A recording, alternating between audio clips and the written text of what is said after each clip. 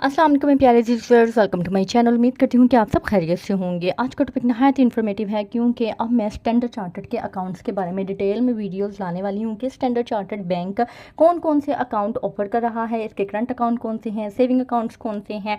Any how आज हम start करेंगे स्टैंडर्ड चार्टर्ड के आसान अकाउंट के बारे में कि अगर आप शनाख्ती कार्ड की बेस पर सिर्फ अकाउंट ओपन करवाना चाहते हैं, यानी कि आपके पास अगर कोई सोर्स ऑफ इनकम नहीं है या कोई आप ऐसा कारोबार कर रहे हैं जिसका कोई कागजाती सबूत आप नहीं दे सकते हैं, तो ये अकाउंट आपके लिए बहुत ही फ़ायदेमंद साबित होने वाला है। ये अकाउंट है क्या, इसके फीचर्स क्या हैं, स्टैंडर्ड चार्टर्ड बैंक में आपको अकाउंट ओपन करवाना चाहिए या नहीं, तो ईच एंड एवरीथिंग मैं इस वीडियो में आपको बताने वाली हूँ। अगर आप मेरे चैनल पर न्यू हैं तो जल्दी से चैनल को सब्सक्राइब कर लें ताकि मेरी आने वाली इस तरह की इन्फॉर्मेटिव वीडियो आप तक टाइमली रिसीव हो सके। तो बगैर टाइम को ज़ाया किए वीडियो को शुरू करते हैं। ये है जी आसान अकाउंट। आसान अकाउंट्स के ऊपर मैंने बहुत सी वीडियोज़ बनाई हुई है, UBL, HBL, बैंक अल हबीब, सबकी मैंने आसान अकाउंट के बारे में आपको डिटेल में बताया हुआ है। लेकिन फिर भी जो आसान अकाउंट्स की बेसिक्स होती हैं वो सेम ही रहती हैं। कुछ एक दो एक्स्ट्रा फीचर्स होते हैं जो हर बैंक अपने रूल्स एंड रेगुलेशंस के अकॉर्डिंगली आपको ऑफर कर सकता है। स्टैंडर्ड चार्टर्ड बैंक का आसान अकाउंट बेसिकली क्या है कि tailor to cater to the need of unbanked people with simplified account opening process, यानी कि वो लोग जिनका कोई अकाउंट नहीं है वो नहायत ही आसान तरीके से स्टैंडर्ड चार्टर्ड बैंक में आसान अकाउंट ओपन करवा सकते हैं। इसके बेनिफिट्स क्या हैं? Bank at zero minimum balance, यानी कि ये आपके अकाउंट का अगर ज़ीरो बैलेंस भी होगा तो भी आपको कोई चार्जेस हिट नहीं होंगे। और ये किसी भी अकाउंट का सबसे बेहतरीन फीचर होता है जिसमें आपको ज़ीरो मेंटेनेंस चार्जेस होते हैं। नेक्स्ट है जी get 24/7 access to your funds via online banking and SC mobile app, यानी कि आप ऑनलाइन बैंकिंग और स्टैंडर्ड चार्टर्ड की मोबाइल एप्लीकेशन के ज़रिए जब चाहे मर्जी पैसे ट्रांसफ़र कर सकते हैं या कोई भी नॉन कैश ट्रांजेक्शन्स कर सकते हैं। नॉन कैश ट्रांजेक्शन्स क्या होती हैं? जिसमें कैश इन्वॉल्व नहीं होता फिजिकली, यानी कि अगर आप फंड ट्रांसफ़र कर रहे हैं, मोबाइल टॉपअप कर रहे हैं, बैलेंस करवा रहे हैं, या फिर किसी को भी बिल पे कर रहे हैं, किसी का भी बिल पेमेंट है, मोबाइल टॉपअप है या फंड ट्रांसफ़र वगैरह, IBFT है, कुछ भी है, ये आपका नॉन कैश ट्रांजेक्शन्स में आते हैं। और कैश ट्रांजेक्शन्स क्या होती हैं?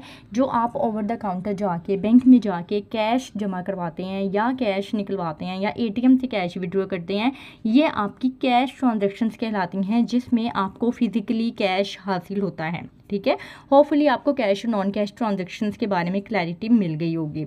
नेक्स्ट है जी enjoy free bill payment via online and mobile banking, यानी कि आप बिल पेमेंट कर सकते हैं बगैर किसी चार्जेस के। नेक्स्ट है जी अकाउंट फीचर्स। अब इसके अकाउंट फीचर्स क्या हैं? सबसे पहले है जो कि मेरा one of the favourite feature है, no minimum balance. No minimum balance is required on this account. आपका बैलेंस ज़ीरो भी होगा तो आपको कोई चार्जेस हिट नहीं होंगे। इसके अलावा लो इनिशियल डिपॉजिट, यानी कि अकाउंट खुलवाते वक्त आपको सिर्फ और सिर्फ 100 रुपये देने की ज़रूरत है। सिर्फ 100 रुपये से आपका ये अकाउंट ओपन हो जाएगा। क्रेडिट लिमिट्स क्या होती हैं? Total credit limit is 5 lakh and monthly debit limit is ₹5 lakh. अच्छा, यहाँ पे जो है ना वो क्रेडिट लिमिट इन्होंने 5 लाख बताई हुई है, लेकिन अब ये अपग्रेड हो गया हुआ है। अब आसान अकाउंट में 5 लाख नहीं बल्कि 10 लाख तक आप मेंटेन कर सकते हैं।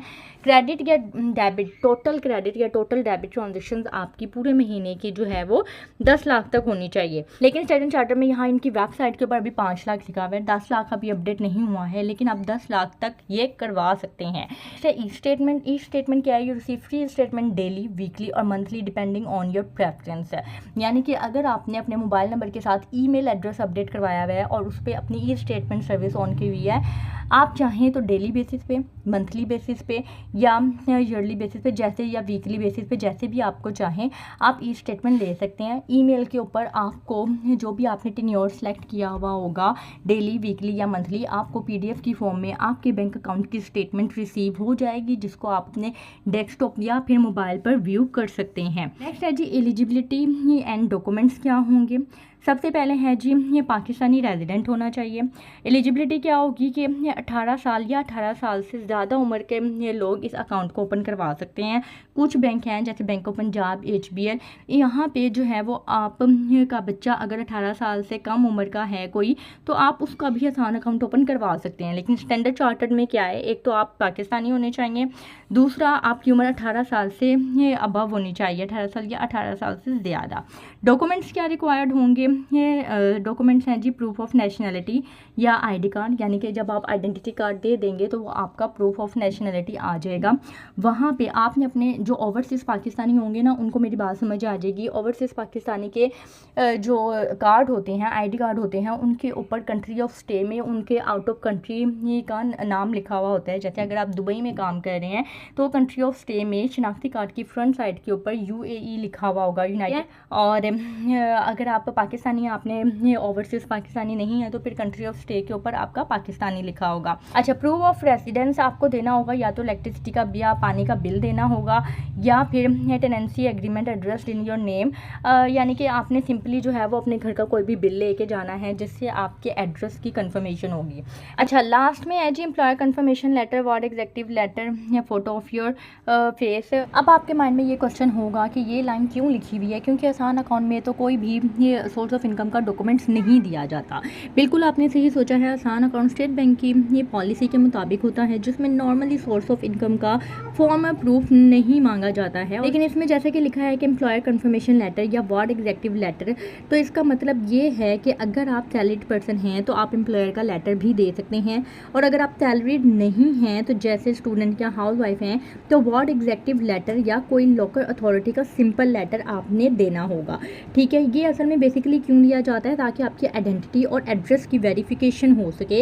ये उसी का ये एक ऑल्टरनेट तरीका होता है। और जैसे कि सेल्फी के बारे में लिखा हुआ है कि आपकी पिक्चर चाहिए, तो सेल्फी का ताल्लुक भी आइडेंटिटी वेरिफिकेशन से होता है, ताकि डिजिटल एप्लीकेशन में आपकी तस्दीक की जा सके। ये था स्टैंडर्ड चार्टर्ड बैंक का आसान अकाउंट। आप नहायत आसान तरीके से इस अकाउंट को ओपन करवा सकते हैं। उम्मीद करती हूँ कि वीडियो आपके लिए सूटेबल रही होगी। अगर आपने वीडियो को यहाँ तक देखा है तो चैनल को सब्सक्राइब लाजमी कर दीजिएगा, वीडियो को शेयर कर दीजिएगा उन लोगों के साथ जिन लोगों को इसकी ज़रूरत है। अपना ख्याल रखिएगा, दुआ में याद रखिएगा। मुझे इजाज़त दें, अल्लाह हाफिज़।